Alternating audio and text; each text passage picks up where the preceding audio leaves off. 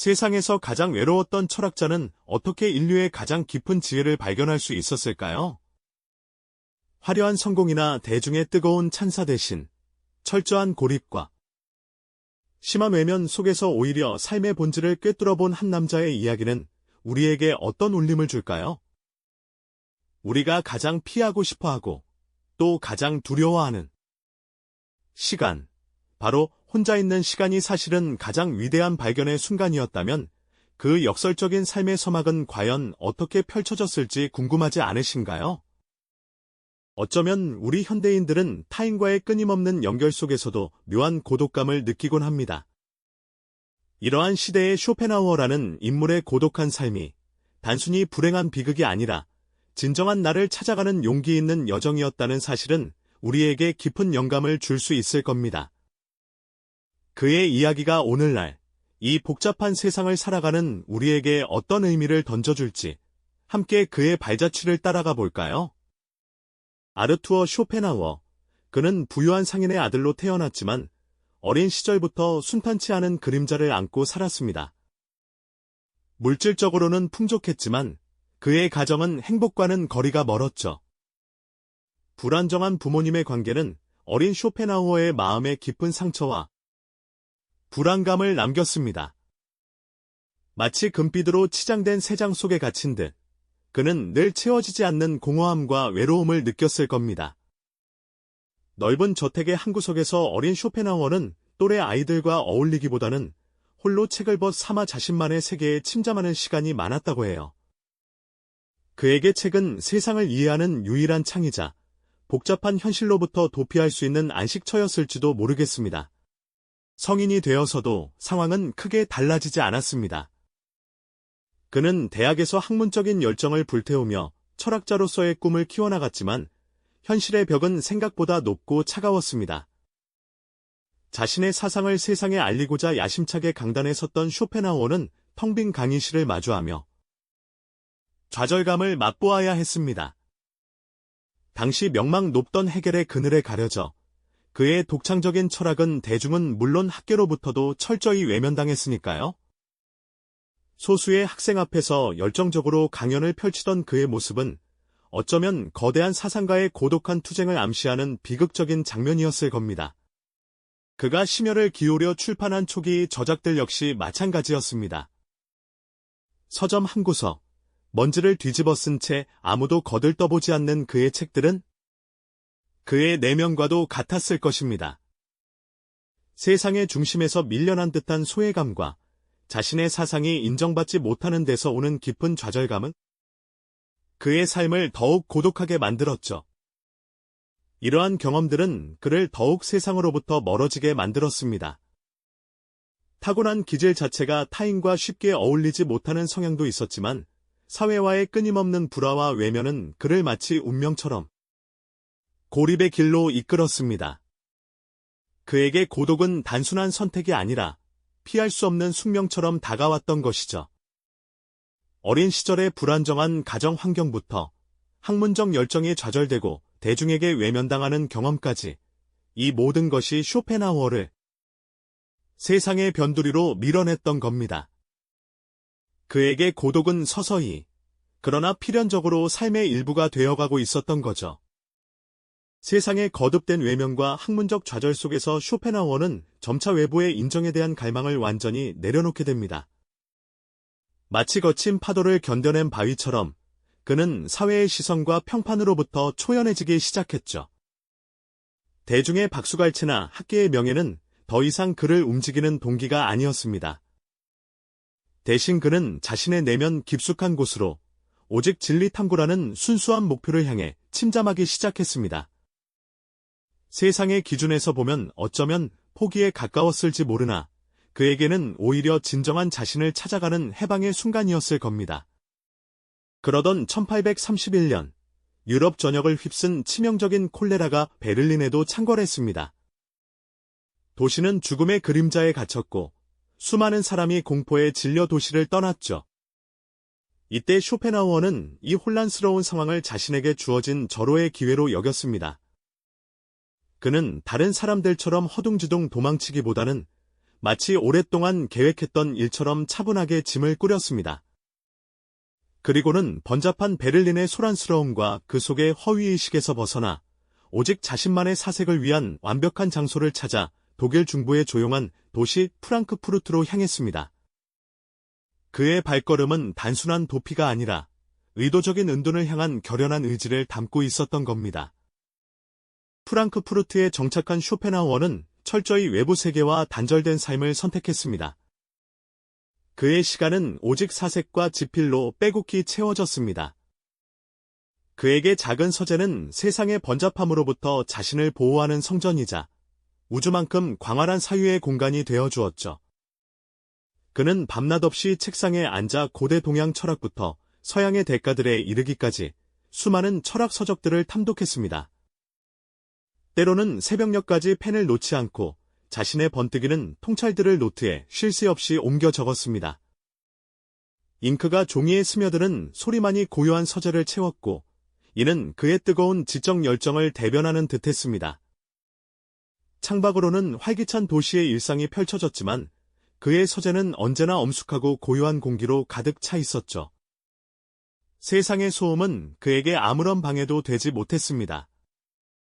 이 시기, 고독은 더 이상 그에게 고통스러운 짐이 아니었습니다.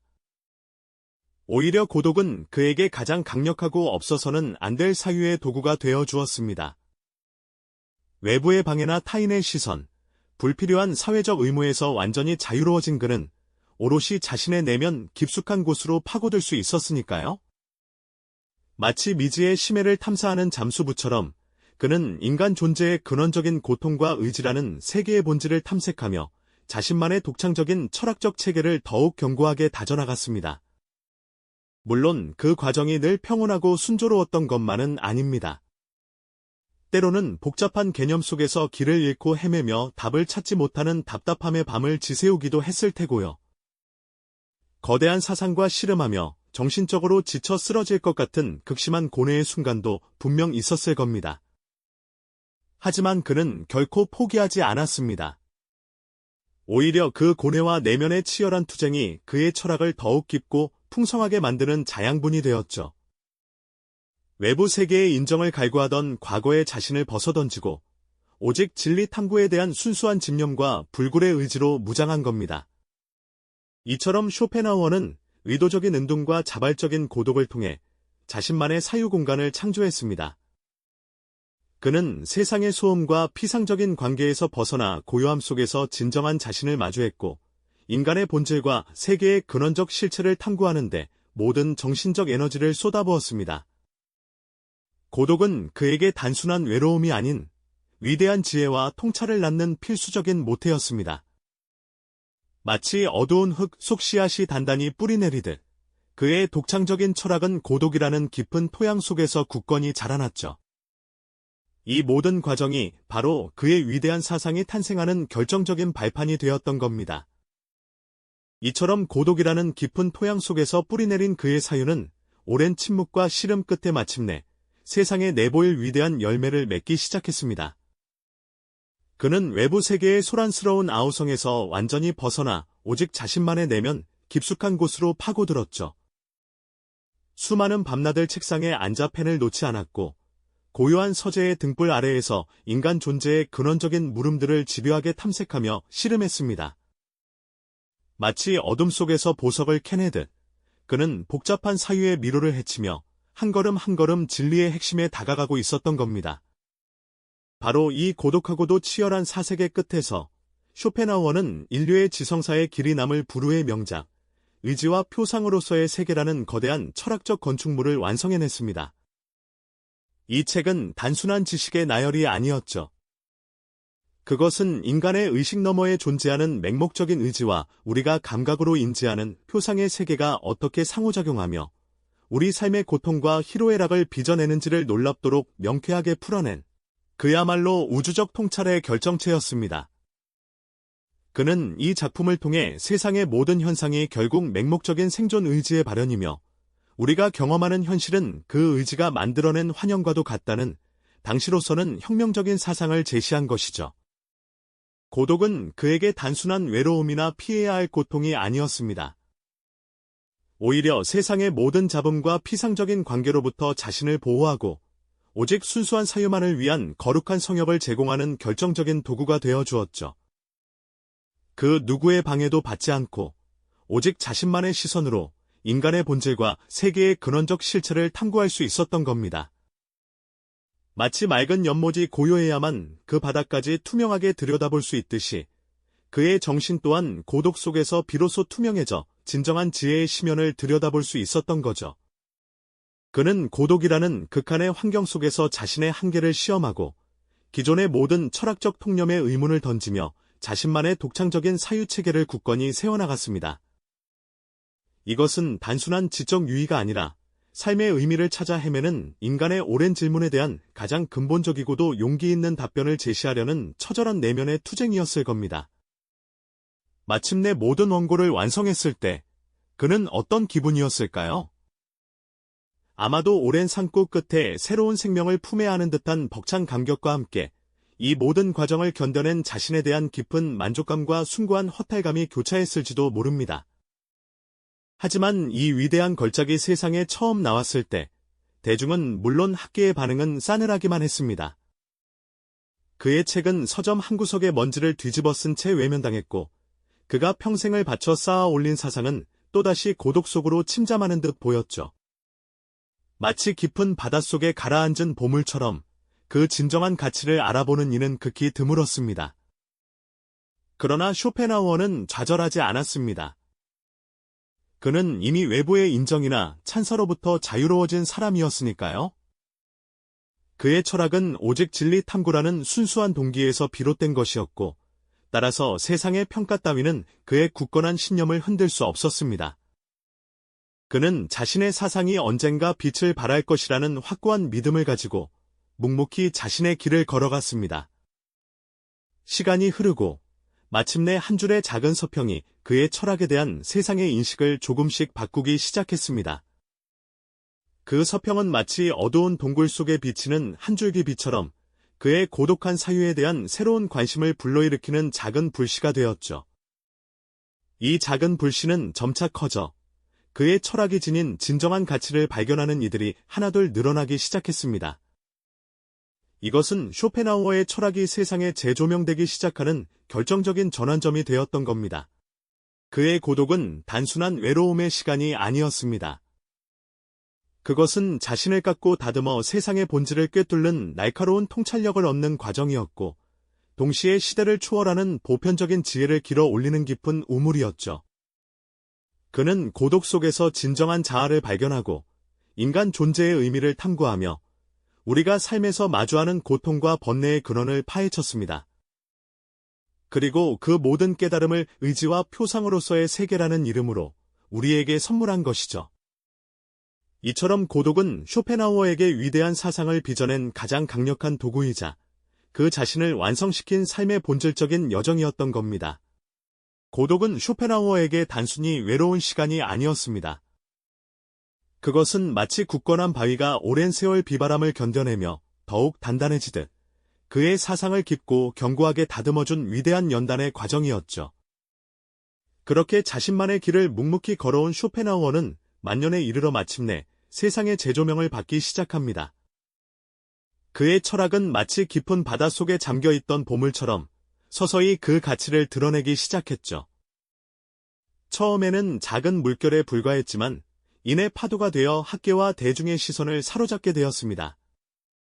그의 고독한 삶과 그 속에서 피어난 철학은 후대의 수많은 사상가와 예술가들에게 깊은 영감을 주었습니다.